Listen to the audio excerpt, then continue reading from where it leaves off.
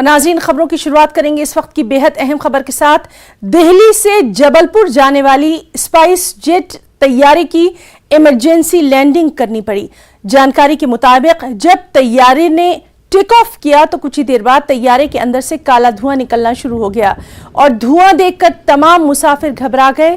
Pilot ने वापस पलटकर दिल्ली उतरने का फैसला किया।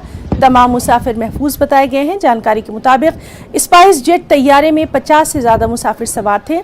तैयारा तकरीबन 50 फीट की बुलंदी पर जब गया तो अचानक धुआं उठने लगा। पहले तो मुसाफिरों को समझ में ही नहीं आया कि आखिर हुआ क्या है, लेकिन धुआं बढ़ने की वजह से लोग फिर परेशान होने लगे, घबरा गए। जब पायलट ने तैयारे को दिल्ली एयरपोर्ट पर बहिफाजत लैंड करवा लिया तब लोगों ने राहत की सांस ली और पायलट का भी शुक्रिया अदा किया।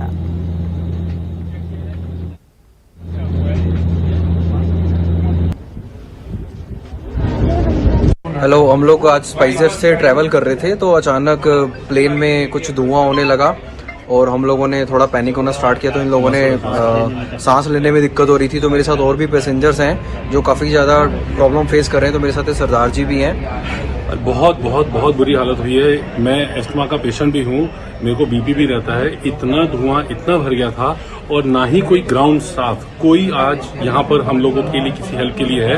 This is ridiculous.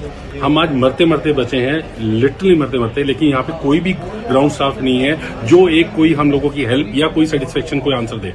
Nothing is there. Same here, मतलब मुझे भी यही प्रॉब्लम फेस करनी पड़ी है। जितना भी मतलब हम लोग इनसे बस एक रिक्वेस्ट कर रहे हैं कि प्लीज अगर 1 घंटे में हो जाए, मुझे क्रिमेशन अटेंड करना है जबलपुर में, बट मैं नहीं कर पा रहा हूँ। यही रीजन है कि मेरा देखिए अब काउंटर पे यहाँ पे कोई है नहीं, किसी को फर्क नहीं पड़ता। इन्होंने गेट बंद कर रखे हैं, हम पागलों की तरह वेट कर रहे हैं। ये स्पाइस जेट के साथ लगातार हो रहा है। जयपुर फ्लाइट हुआ, पटना फ्लाइट हुआ, ये तीसरा इंसिडेंट है पिछले कुछ दिनों के भीतर।